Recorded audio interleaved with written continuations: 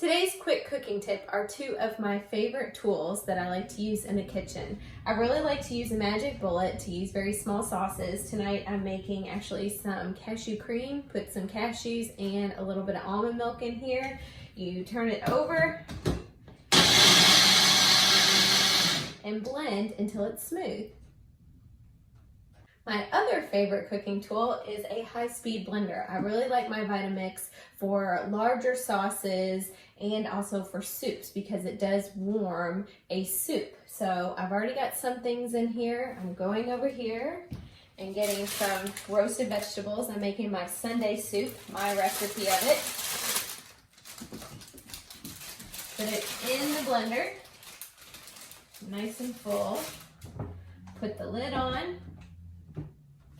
Make sure it is on and on a low setting, and I start it.